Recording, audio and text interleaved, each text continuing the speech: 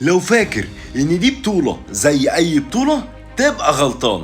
احنا بنتكلم عن اول بطولة في تاريخ اليوتيوب العربي كله، هتتغطى من اول لحظة لحد اخر ثانية فيها. دي مش بطولة معمولة للشو ولا بس علشان الجوائز، دي بطولة معمولة عشان نطلع ابطال جداد، ناس عندها موهبة بس محدش شايفها. بطولة نارية دخل فيها لعيبة من كل الوطن العربي، بعضهم ابطال في بلدانهم وبعضهم مصنفين في بلدان تانية وبعضهم كاجوال لكن بيقدموا مستويات عالمية. بس اللعبة مش دايما منصفة واحنا قررنا نديهم فرصتهم كاملة. ووسط كل ده البطولة اشتعلت من اول لحظة. جاسوس اسرائيلي دخل وسط المشاركين لكن كشفناه قبل فوات الاوان، وهنتكلم عن القصة كاملة جوه الحلقة. اما عن اللعب فالدفاع هنا ملهوش عنوان، اقل ماتش فيه 5 و6 جوان، لعبتنا من قدام فراري ومن ورا اتاري. حلقة النهاردة ما فيهاش فواصل، هتشوفوا اقوى ملخص لدور المجموعات وقرعة دور ال 32 واجمل 5 اهداف، وكمان هنوزع اول الجوائز البطولة. ومفاجأة لأول مرة على اليوتيوب، كل اهداف دور المجموعات كلها هتتذاع في فيديو واحد منظم على القناة البديلة الجديدة علشان ندي كل لاعب حقه. بس قبل ما نبدأ ما تنساش اللايك والاشتراك هنا وعلى القناة التانية، ويلا بينا نبدأ وتعالوا نحكي قصة البطولة من أولها.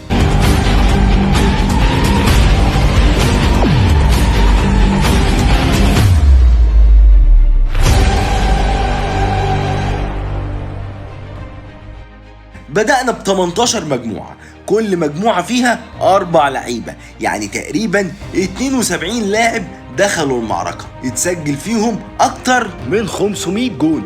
أقوى هجوم في البطولة كريم من المغرب في المجموعة التانية، كريم جاب لوحده 23 جون. كابتن هو كله ضرب مفيش شتيمة ولا ايه؟ أقوى دفاع في البطولة عمرو من مصر في المجموعة ال 14، استقبل هدف واحد بس، ماسك خرزانة وواقف على حدود ال 18 وبيقول لهم اقعد في الدوار ده واللي يعرف يخرجني يفرجني. انا اللي يعرف وتأهل أول وتاني كل مجموعة. وفي قصة أغرب من الخيال، واحنا بنوزع اللاعبين اللي سجلوا في البطولة لقينا حد مسجل من دولة فلسطين الحبيبة، وبعد ما راجعنا الرقم لقيناه من الاحتلال، وبعد ما اتأكدنا من هويته تم استبعاده فورا. والمشكلة انها مش اول مرة يدخل لي حد من الاحتلال، قبل كده دخل لي حد عاوز يتدرب من عندهم، مش عارف عاوزين ايه بتوع الكاستور دول. وتعالوا نرجع على اقوى ماتش في دور المجموعات، ماتش على صدارة المجموعة ال 13 بين محمد فيفا وآدم العشري. ماتش كان ملحمي، كان درامي، امتد الأشواط إضافية وانتهى في آخر 5 دقايق. ولو فاكر إن الإثارة وقفت لحد هنا تبقى لسه ما شفتش حاجة. اللي جاي مش ماتش كورة، اللي جاي كان مذبحة، أكبر نتيجة في البطولة 14-1. ماتش خرج عن السيطرة، اللي اتغلب معرفش هو كان بيلعب فيفا ولا فيفا اللي كانت بتلعب بيه. كل هجمة رايحة عليه كانت بجون، اللاعب اللي كسب حرفيا عمل اللي محدش عمله، رقم هيتكتب في تاريخ البطولة بس مش هنقول اسمه احتراما لمشاعر الخصم. ودلوقتي هعرض لكم أجمل 5 أهداف في دور المجموعات، وهنا يجي دورك، اكتب في الكومنتات ايه هو اجمل هدف شفته، والكومنت اللي هيجيب اعلى لايكات صاحبه هيفوز بكورس كوتش مجاني، والهدف اللي اختارته الناس صاحبه هيفوز بكارت PSN بقيمة $10، فالقرار ليكم.